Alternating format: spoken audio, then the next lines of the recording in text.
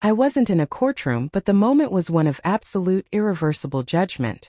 The setting, the Thornton family study, was carefully chosen to deepen the wound. A room of dark, comforting wood and inherited legacy, now transformed into an execution chamber by the people who had always been my anchor. They didn't use a physical weapon. They used the weight of their own names, their history with me, and the surgical precision of unanimous, calculated, familial abandonment. The atmosphere was thick, not with genuine sorrow, but with the suffocating silence of accomplishment.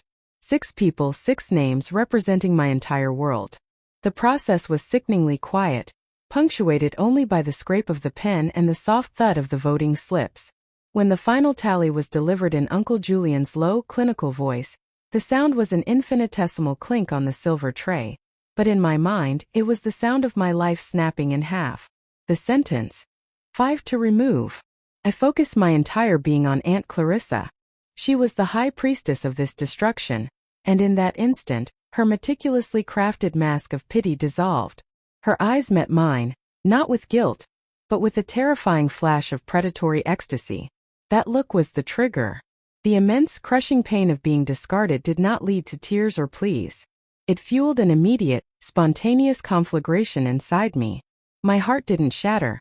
It instantly welded itself shut, forging into a core of absolute, unyielding, weaponized hatred. Every single trace of trust, warmth, and innocence was violently incinerated. My only thought, a cold, desperate vow that became the foundation of my new existence. You have just launched a war you cannot win. I will make you pay for this systematically, until there is nothing left for the Thornton name to stand on. The Thorntons didn't just exile me. They weaponized their entire history of love against me to sell the lie. Their wealth and their flawless public reputation were constructed on an exquisite, elaborate deceit. They weren't high society. They were a ruthless, sophisticated criminal enterprise wrapped in expensive tailoring. I wasn't there because I was mentally unstable. I was there because I had found the ledger. I had discovered the undeniable, decades-long documentation of systemic financial fraud that threatened to vaporize the Thornton name and land Uncle Julian in a federal prison for life. I was a fatal vulnerability they needed to instantly neutralize. The architects of this destruction knew my deepest vulnerabilities because they were the ones who taught me to trust. Uncle Julian, the patriarch whose cold ambition valued the corporation over his own blood. Cousin Silas, the reckless heir, who saw my removal as a simple logistical step to inheriting billions. And the mastermind, Aunt Clarissa, who relished control and whose power was entirely dependent on absolute secrecy. They believed their vast wealth and influence shielded them from consequences, and that their exile plan would guarantee my slow, silent fade into irrelevance. They fundamentally mistook my initial shock for weakness. They had no idea they had just created a focused 10-year monster out of sheer malice. This betrayal was the most violent, annihilating act I ever experienced. An execution disguised as a family crisis. Felt like being burned alive. Have you ever had a moment where someone you trusted destroyed your life for their own cold self-preservation? Tell me about that ultimate betrayal in the comments.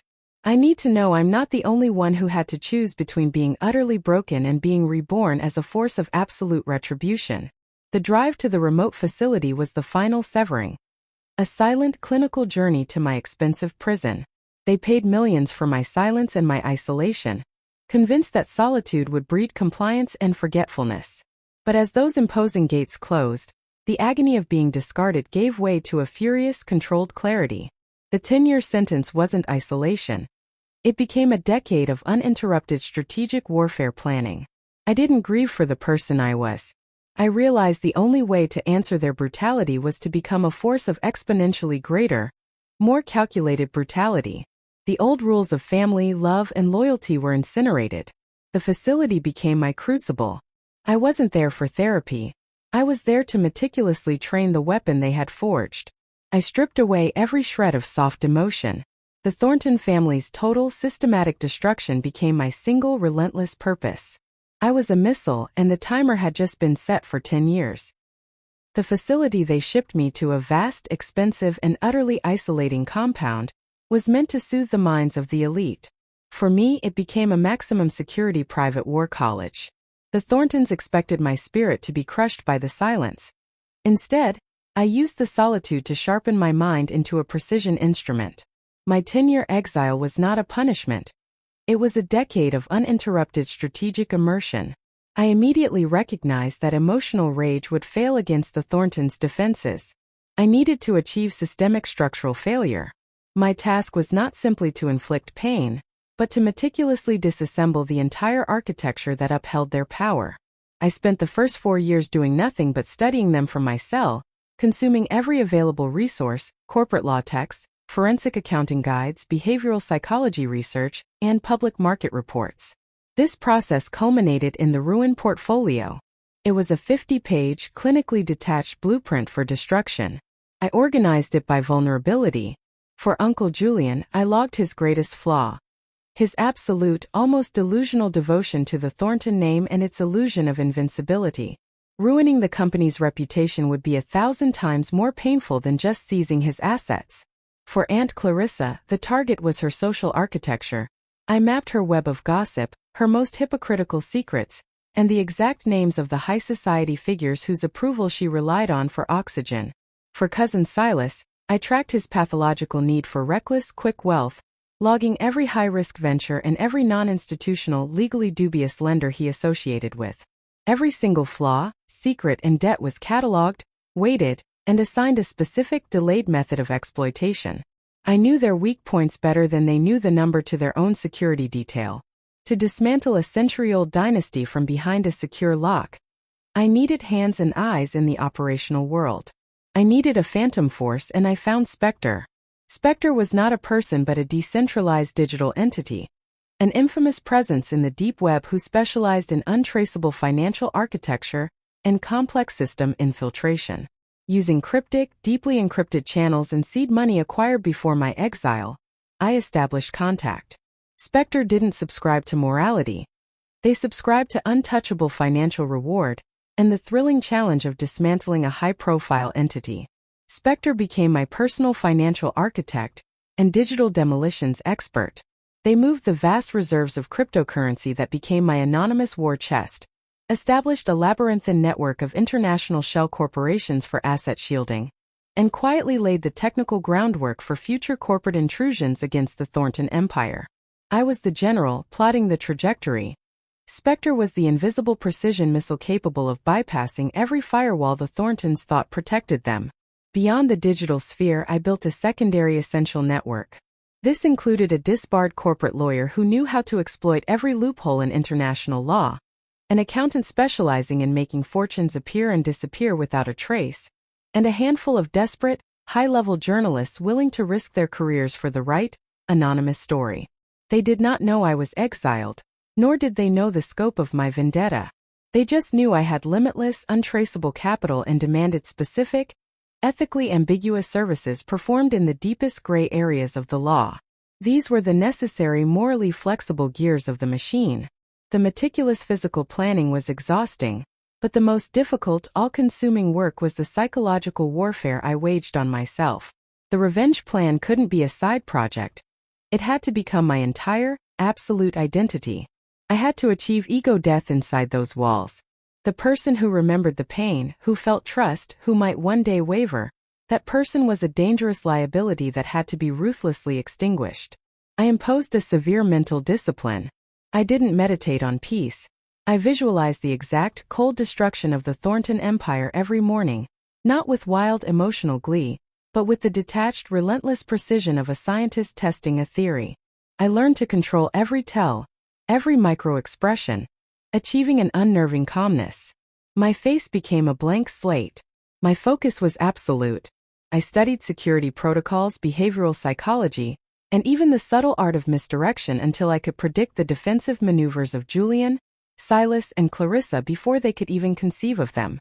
The decade felt simultaneously endless in its isolation and instantaneous in its focus. It stripped me bare of vulnerability and forged me into something else entirely. Something cold, surgically precise, and utterly immune to the emotional manipulation the Thorntons wielded so easily. I didn't leave the facility cured. I left reborn as the perfect, silent weapon they had foolishly forged. The day of my release was simply the official launch date of their collapse. I spent a decade learning about their every vulnerability, If you were planning an elaborate takedown against someone who betrayed you, what's the first secret you would try to uncover about your enemy? Their finances, their hidden relationships, or a past deeply buried crime? Let me know your calculated opening move. My release from the confines of the facility was not a moment of emotional catharsis or joyous freedom. It was a cold, formal exchange, a signature on a release form, a handshake with an indifferent guard. I walked through that gate, leaving the shell of the betrayed victim behind. This wasn't a return to life. This was the official absolute launch of Operation Retribution. I re-entered their world, the sprawling, opulent metropolis where the Thorntons believed they were untouchable, with the stealth and surgical precision of a trained operative.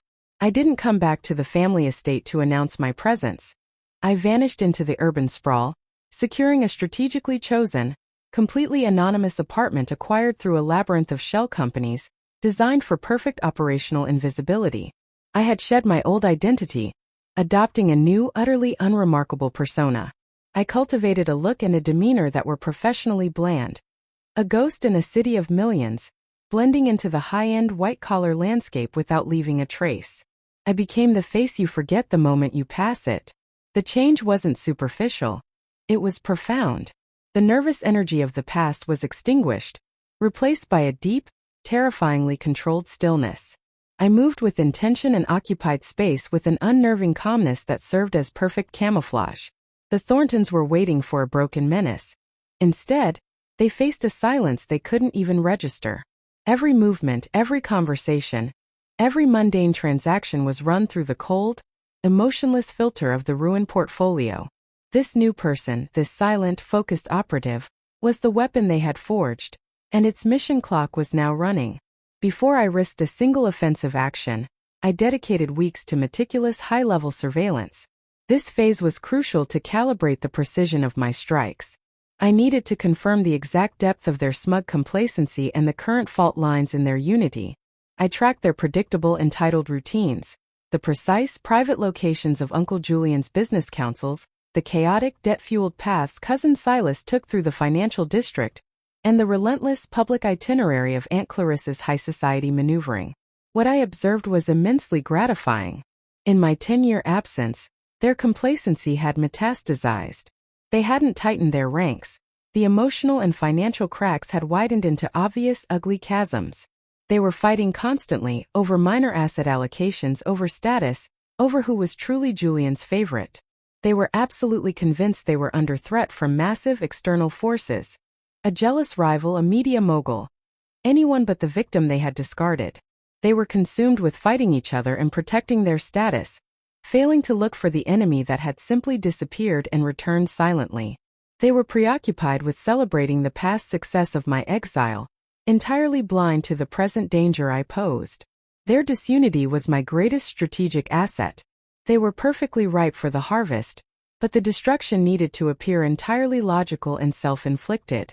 They still don't suspect a thing because they're too busy fighting amongst themselves and looking for grand, external conspiracies, rather than the quiet truth lurking right under their noses.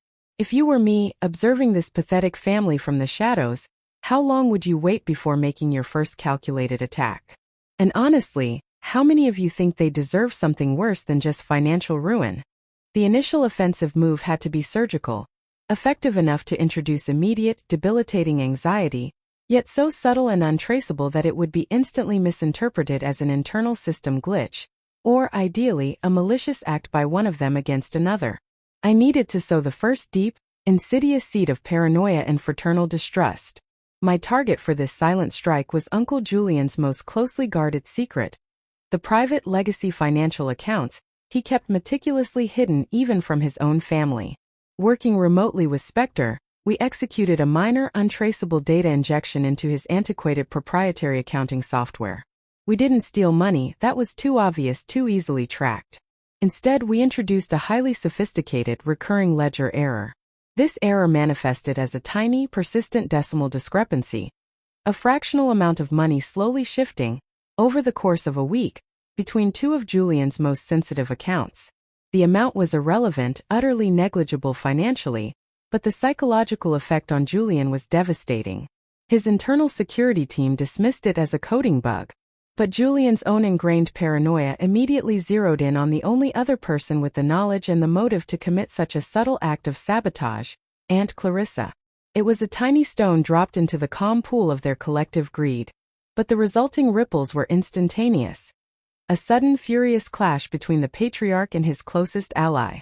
The long game had officially begun, and the family was now bleeding from within, entirely by their own hand. Cousin Silas was always the easiest mark and strategically the perfect first target for a devastating traceable collapse. The golden boy of the Thornton dynasty, he was the supposed future, but he was utterly hollow. His ambition wasn't driven by discipline. It was a pathological need for quick, spectacular, and undeniable wealth. When I was exiled, Silas saw it as a promotion clearing his path, and he immediately dove headfirst into the riskiest, most speculative investments available: high-leverage margin trading and unstable commodities. This reckless gambling was the fuse.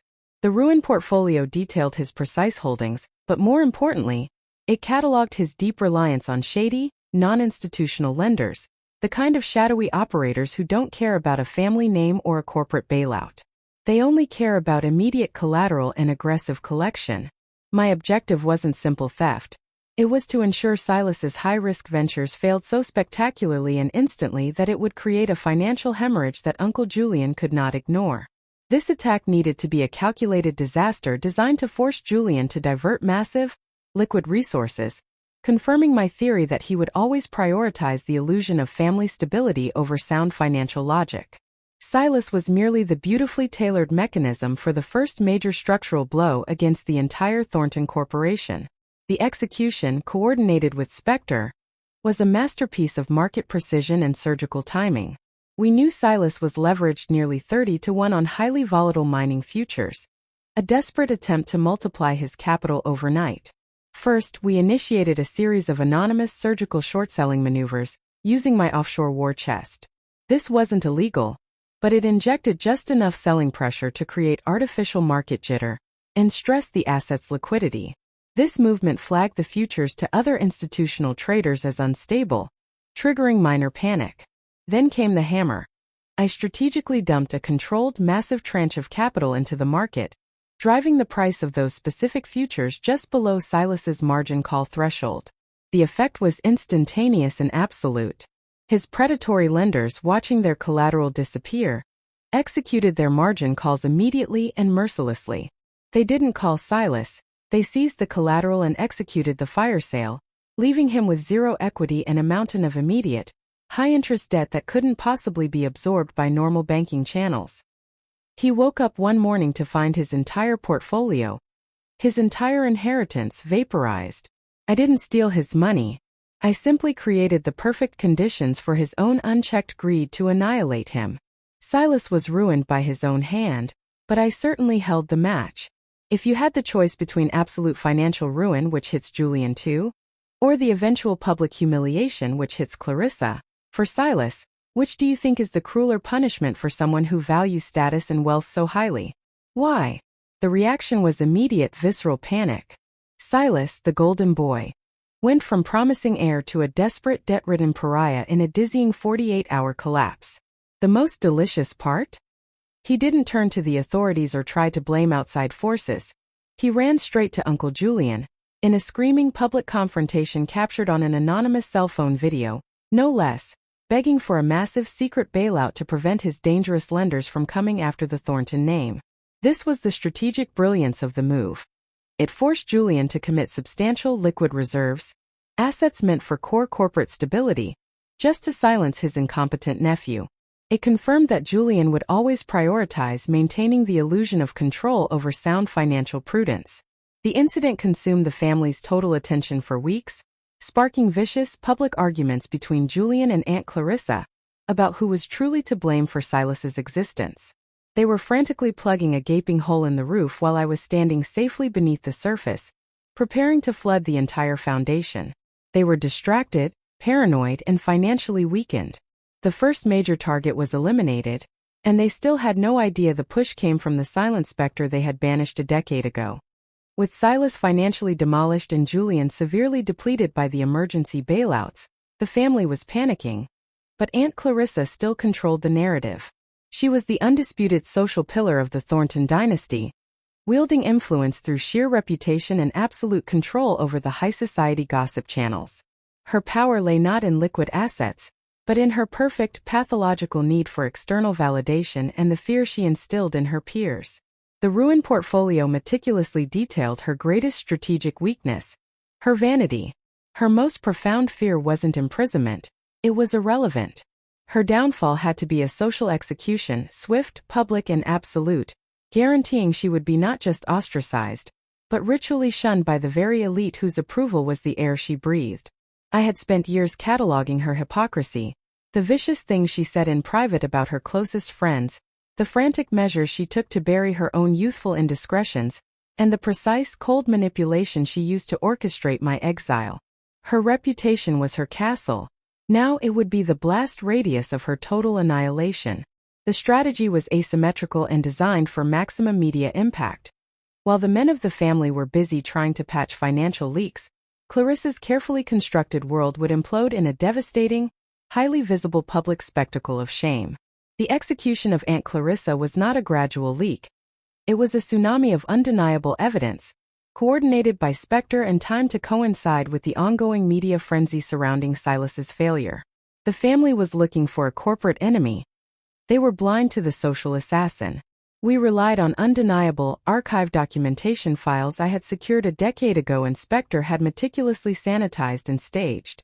This included encrypted communications, voicemail snippets, and strategically timed audio recordings that revealed the full scope of her calculated cruelty. The leaks weren't just embarrassing. They were career-ending and legacy-destroying. They exposed Clarissa using her charity work to blackmail rivals, detailed her vicious, long-standing abuse of household staff, revealed her specific, malicious planning of my exile, and most damningly showed her savagely mocking the very people she claimed as her dearest friends, the society hostesses, the key donors, and the political figures she was supposed to be courting. The anonymous drops were carefully targeted to specific high society journalists and powerful gossip bloggers. Spectre ensured the digital trail suggested the source was not a technical intrusion, but a desperate act by one of her former most trusted social confidants. Someone she had ruthlessly betrayed and then thought she had completely silenced years ago. The story didn't trickle out. It erupted, filling every major society column and blog within hours. Clarissa's entire identity, built on poise and counterfeit kindness, was instantly replaced by the documented, undeniable truth of her inherent malice. Her social pedestal didn't just wobble. It disintegrated in a single humiliating news cycle. I believe destroying Clarissa's carefully constructed reputation was far crueler than bankrupting Silas. She truly lived for her status and the approval of others. Which family member is the hardest to take down, the financial shark like Silas who chases money, or the social manipulator like Clarissa, whose entire power base is people? Why is social ruin often more absolute and permanent than financial ruin for someone like her? The fallout was immediate, final, and catastrophic. The social elite are not forgiving of those exposed as toxic frauds. Within 24 hours, Clarissa was an absolute pariah. Her phones went silent. Invitations to crucial galas were instantly rescinded. Her positions on prestigious charity boards were quietly suspended pending a review, the official death sentence of her social life. The high society columns that once worshipped her now tore her reputation apart with savage, gleeful efficiency. The silence from her former friends was deafening. An orchestrated shunning that eliminated her entire support structure and left her utterly exposed. She didn't just lose her social calendar, she lost her entire identity, her perceived power, her self-worth, and her ability to manipulate the social narrative evaporated instantly. The family was now fighting a highly visible, incredibly embarrassing public relations war. A battle that was expensive, distracting, and absolutely unwinnable. They were forced to watch, helpless, as the woman who was supposed to uphold their pristine image became the embodiment of their shame. With Silas in financial ruin and Clarissa in devastating social exile, the Thornton facade was crumbling under unbearable internal and external pressure. They were consumed by visible shame and paranoid internal suspicion, desperately spending their remaining energy on damage control while the specter they had created remained completely unseen, quietly preparing the final decisive strike against Uncle Julian himself.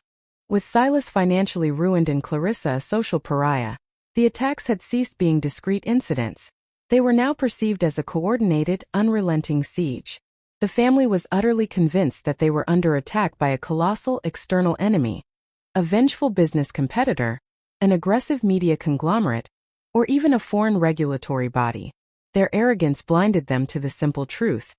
The threat was singular, internal, and wearing the face of the person they had discarded.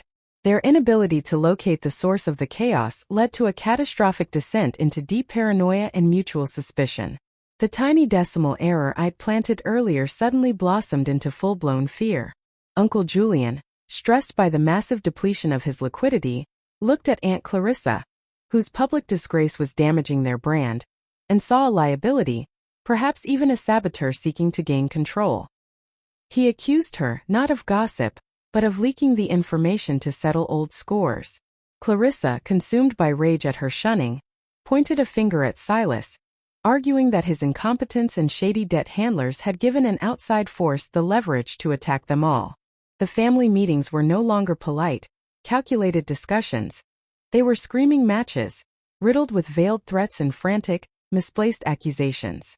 They hired expensive, high-profile defense attorneys and private security teams, spending fortunes, money I was intentionally draining through their panic, to defend against a phantom enemy. They were fighting a war on all fronts, but their most devastating enemy was themselves. The core of the Thornton dynasty was now cannibalizing itself, doing my work for me. This was the most psychologically crucial phase of the entire operation. The strategic retreat. I knew their mounting paranoia was unsustainable. If I maintained the relentless pressure, they would eventually break completely and retreat into a silent bunker, making the final strike harder. I needed to give them a false sense of security. Working with Spectre, I orchestrated a highly controlled victory for the Thorntons. I allowed them to intercept a small, encrypted document that appeared to be the master file of the attacks, a cleverly planted decoy that seemed to contain a limited scope of information. Julian's security teams were ecstatic. They announced internally that the attacker, the competitor, had been cornered and forced to abandon their plan. The relief within the family was palpable, intoxicatingly arrogant. They breathed a collective sigh, believing the nightmare was finally over. The accusations subsided, and the guard was immediately lowered. For one critical week, they paused their frantic defense. This pause was the gift I needed. It allowed the chaos to settle, ensuring they would never suspect the final, total annihilation that was already scheduled. They mistook my silence for retreat. In reality, I had simply paused the countdown to maximize the kinetic energy of the final blow. While they were celebrating their victory and attempting a weak public relations restart, I was in the shadows, executing the final irreversible preparations against Uncle Julian. This was the moment I turned the ruined portfolio from a plan into an unassailable legal and media mechanism. I finalized the media blackout plans, coordinating with my network of journalists to ensure that the release of the original ledger would be absolute, simultaneously hitting every major global financial and news outlet, leaving no room for a PR counter-narrative.